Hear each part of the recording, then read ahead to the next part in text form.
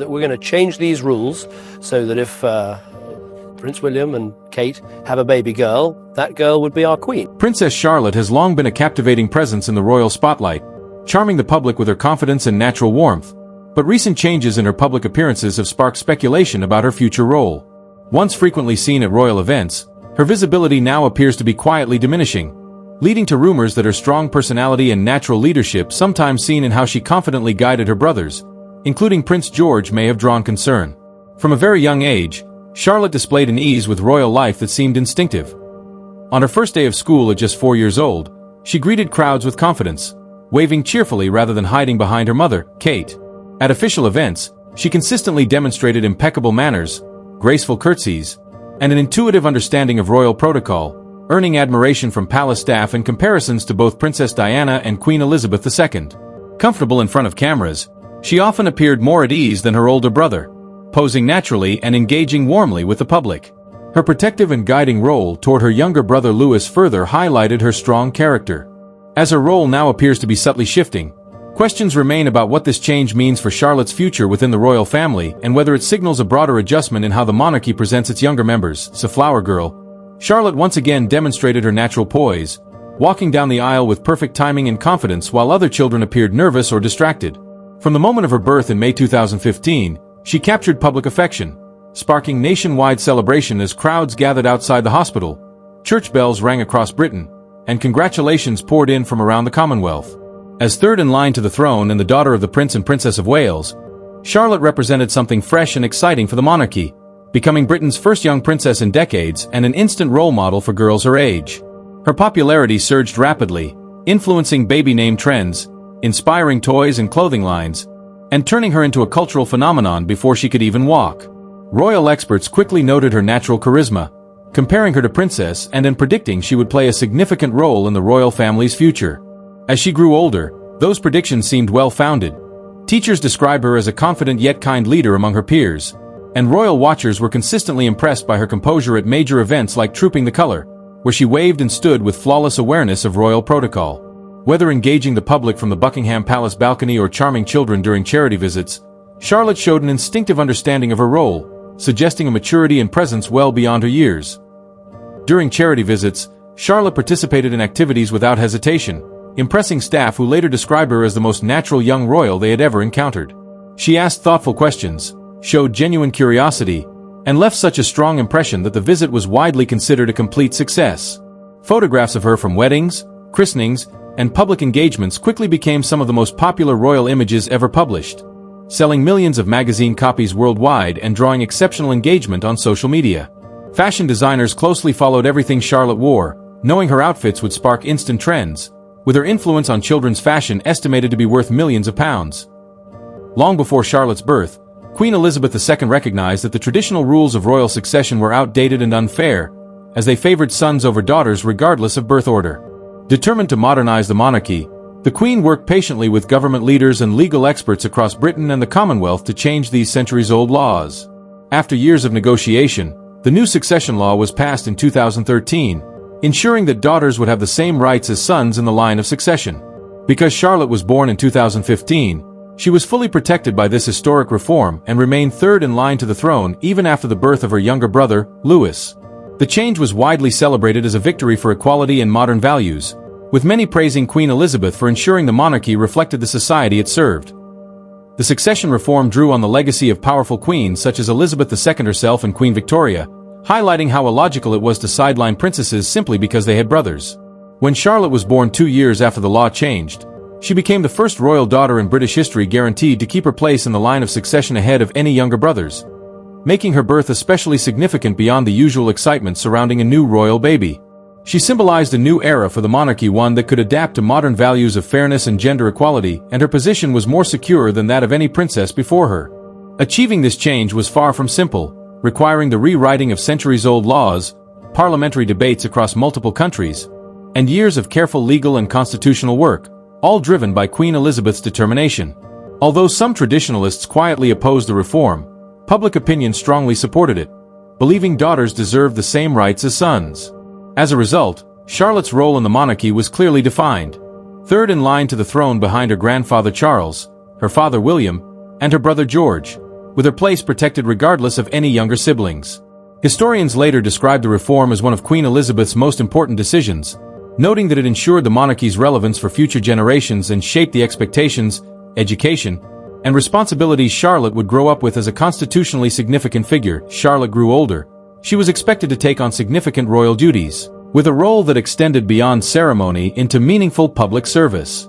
The new succession law had granted her opportunities that earlier princesses, including her great-aunt Princess Anne, had never been offered, and her place in the line of succession was firmly protected by laws across multiple countries, making it extremely secure. This certainty shaped how she would be raised and educated, preparing her for a lifetime of important royal responsibilities. However, her rising fame also sparked concern within palace circles, as advisors began to notice that Charlotte often attracted more public and media attention than her older brother, Prince George.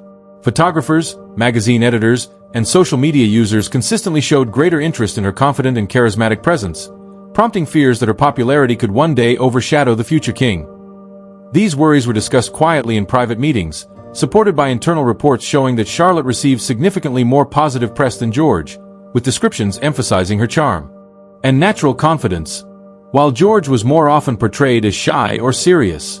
Some advisors suggested managing this imbalance by limiting Charlotte's public appearances or ensuring George was more prominently featured, arguing that this would protect both children by keeping expectations realistic.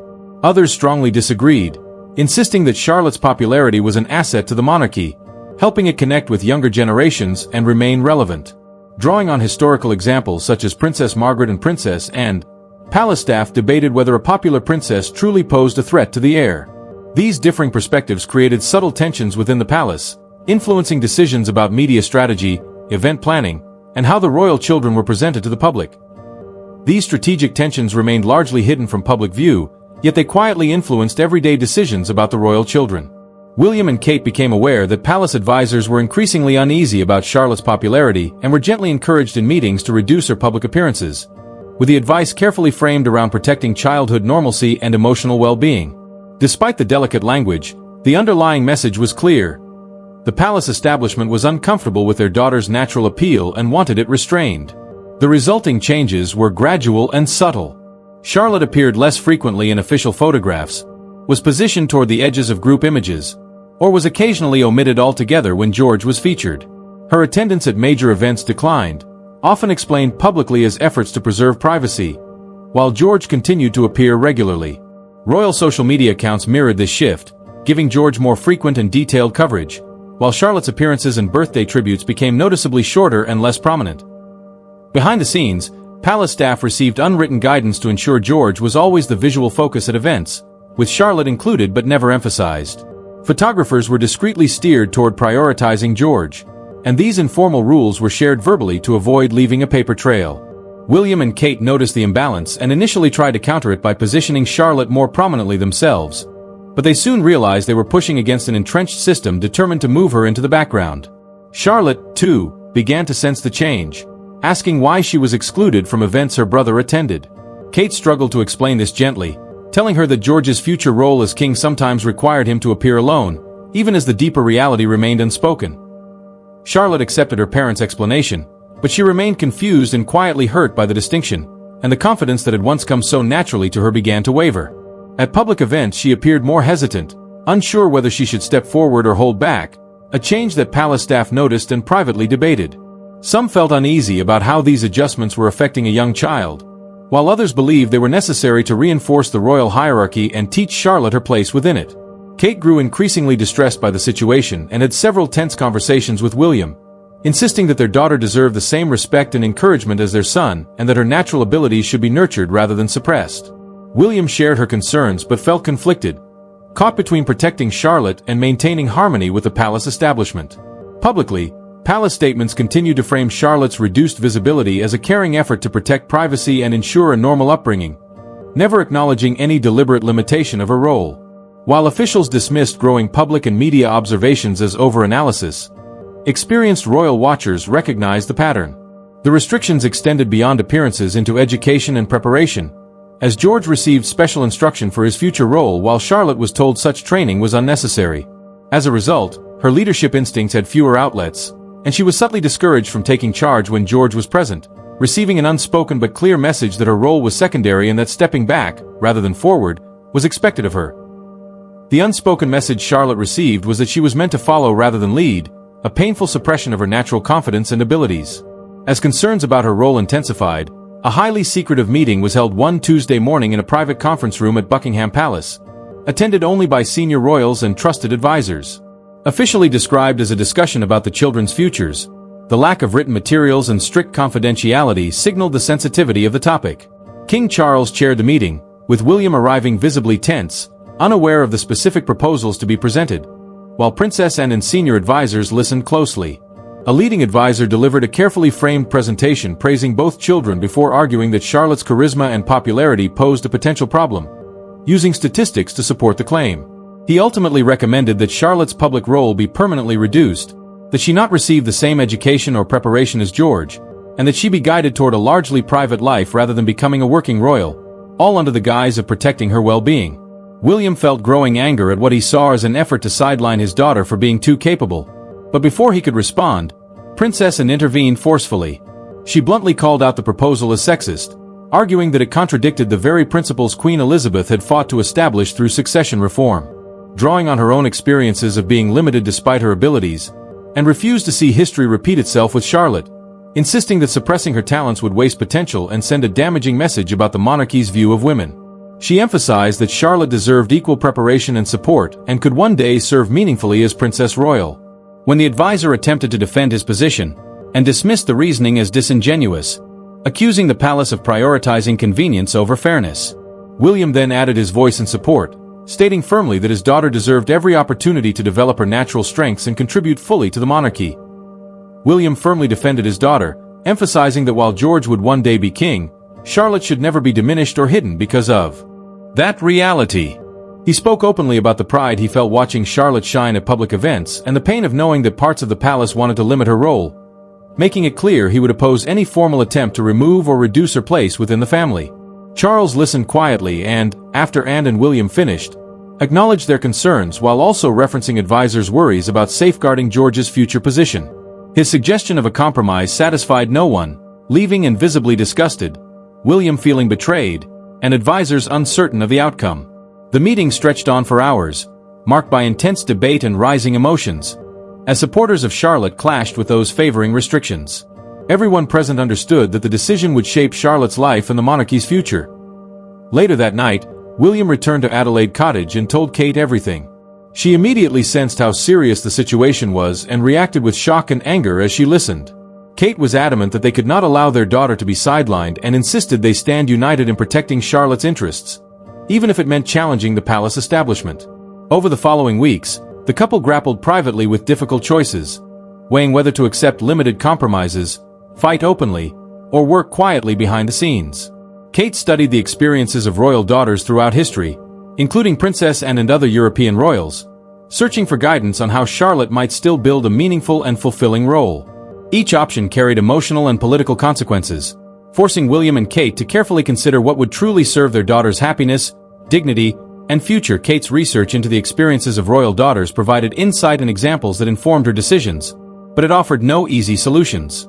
William tried privately to find common ground with his father, Charles, who insisted he loved all his grandchildren equally but remained firm that George's future role needed protection and prominence. William argued that both George and Charlotte could thrive without one overshadowing the other, yet Charles remained unconvinced, leaving William frustrated and increasingly concerned about his father's priorities. As invitations for public events arrived, William and Kate faced immediate decisions about Charlotte's participation. They were aware the palace hoped to limit her visibility, yet they resisted drastic reductions, trying instead to maintain normalcy while buying time to devise a long-term strategy. The weight of each choice went far beyond the events themselves. Kate felt particularly protective and angry at the gendered limitations imposed on Charlotte, drawing on her own experiences as an outsider in royal circles. She sometimes cried in private, worried about the pressures her daughter would face and guilty that royal life inherently exposed Charlotte to such scrutiny. William, recalling the distinctions between himself and Harry during his own childhood, was determined to ensure Charlotte felt valued and supported, while also acknowledging that some differences in their children's paths were unavoidable given the monarchy structure. Deciding how much to tell Charlotte became another challenge. Kate believed in age-appropriate honesty, while William worried that explaining the complex palace politics might be overwhelming. They agreed on carefully worded explanations that preserved Charlotte's confidence without burdening her with adult concerns. Kate sought guidance from Princess Anne, who candidly shared her own experiences of being limited despite talent and warned that challenging palace traditions was exhausting and often unrewarding. Anne's support, however, strengthened Kate's resolve to advocate fiercely for Charlotte at home. William and Kate focused on bolstering Charlotte's confidence and sense of self-worth. They praised her abilities, encouraged her interests, and provided opportunities privately that she was being denied publicly. Despite these efforts, both parents understood they could not fully shield her from the realities of royal life. The stress of navigating these challenges occasionally strained William and Kate's relationship, with Kate favoring a more public fight and William cautious about confrontation, but they remained united in their shared goal of protecting Charlotte. Meanwhile, the palace issued a statement one Friday afternoon outlining changes to the children's roles and schedules. It framed the decisions as careful considerations of what was best for George and Charlotte, signaling adjustments in their public appearances and responsibilities, though the precise implications for Charlotte's future remained unclear. The palace released a statement announcing adjustments to George and Charlotte's roles and schedules, framing the changes as careful considerations for the children's well-being. George would begin taking on more official duties appropriate for a future king, while Charlotte's activities would be limited to ensure a normal childhood away from excessive public attention.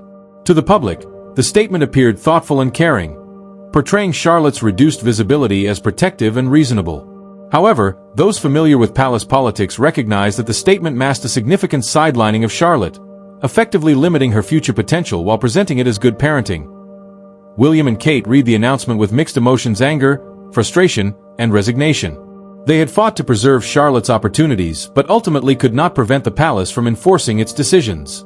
While they maintained some influence over her public appearances, the larger battle was lost, leaving them to help Charlotte navigate a future largely shaped by others. Charlotte herself was confused by the changes, sensing that her schedule had become lighter while George's was busier, even though her parents reassured her she had done nothing wrong.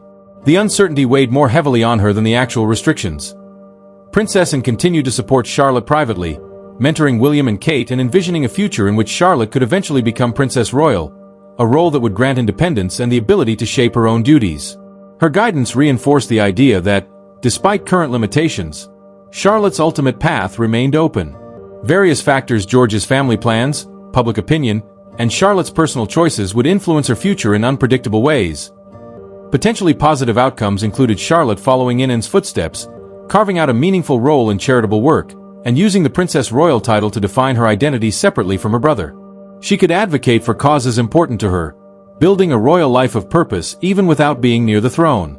On the other hand, sidelining could cause frustration or resentment, affect her sense of identity, and lead her to consider distancing herself from royal duties.